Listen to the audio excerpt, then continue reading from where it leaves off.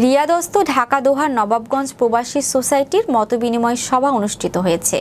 Riyad Saudi আরব প্রতিনিধি Shiyab shine জানান, Saudi আরবের শিফা সানাইয়া এলাকায় রিয়াদস্থ ঢাকা দোহার নবাবগঞ্জ প্রবাসী সোসাইটির উদ্যোগে ইউরোপ বাংলাদেশ জামায়াতে ইসলামীর মুখপাত্র বিশিষ্ট সমাজসেবক ও ব্যারিস্টার মোহাম্মদ নজরুল ইসলামের রিয়াদ সফর উপলক্ষে প্রবাসীদের ভোটাধিকার আদায়ে ঐক্যবদ্ধ হয়ে কাজ করার লক্ষ্যে মতবিনিময় সভা অনুষ্ঠিত হয়েছে।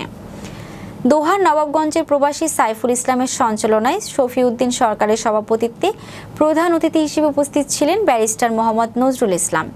বিশেষ অতিথি হিসেবে উপস্থিত ছিলেন ইসলামী ছাত্র শিবিরের ঢাকা জেলা দক্ষিণের সাবেক সভাপতি মামুনুর রহমান, বাংলাদেশ ইসলামী ছাত্র শিবিরের নবাবগঞ্জ থানা সাবেক সেক্রেটারি শফিকুল ইসলাম মাসুদ, কুমিল্লা প্রবাসী সোসাইটির দপ্তর সম্পাদক মোহাম্মদ রুস্তম খান, ব্যবসায়ী মিলন মিয়া, জাফর শেখ, রায়ান খান সহ অনেকে।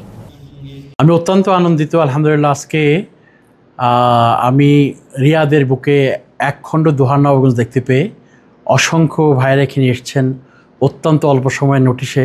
আমি এই জন্য অত্যন্ত কৃতজ্ঞ যে ভাইয়েরা সারাদিন কর্মব্যস্ততার পরে এখানে আমাদেরকে দেখার জন্য এসেছেন, সাড়া দিয়েছেন।